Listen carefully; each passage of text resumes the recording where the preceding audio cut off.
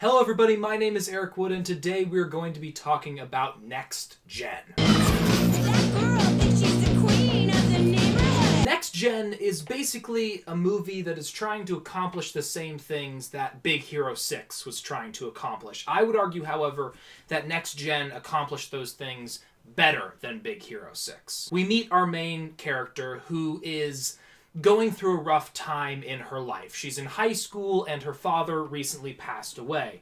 Not only did her father recently pass away, but he recently passed away while having a pretty significant marriage-ending fight with her mom.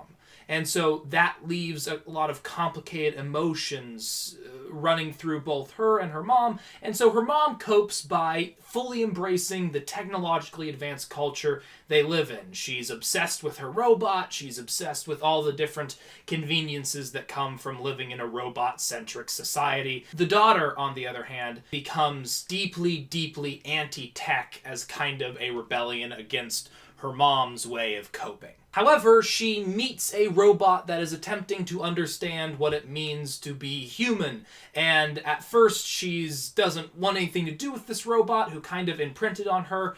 But then when she realizes she can use the robot to get back at her school bullies, she takes advantage of the relationship with that robot before slowly learning that that's not a moral thing to do. The interesting thing about this movie is that it deals with grief and relationships in a profoundly honest way. This main character is a horrible person, or at least starts out the movie being a horrible person. They are angsty, they are rebellious, they are resentful of her mother, and she uses the one friend that she has in the world to be violent and be a bully in the name of kind of getting revenge against the world. But her actions have consequences, and because of her learning just how destructive her behavior is, both on a physical level and on an emotional level, she begins to form a genuine and honest connection with both the people around her, her robot companion, and yes, her mother. There's very few movies that can deal in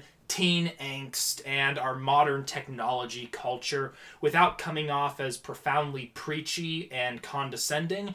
This movie accomplishes it. Learning and finding redemption through relationships and through the undeserved love of someone else.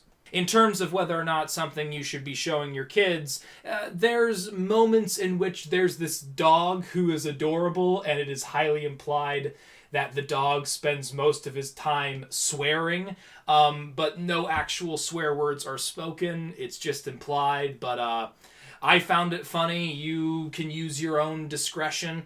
But yeah, this is probably one of my favorite movies of this year. And if you have someone who's kind of figuring out where they belong in the world in terms of technology, in terms of their anger, this is actually a pretty good movie that would bring them along in figuring out who they are and who they should be in the real world. So yeah, I highly recommend it.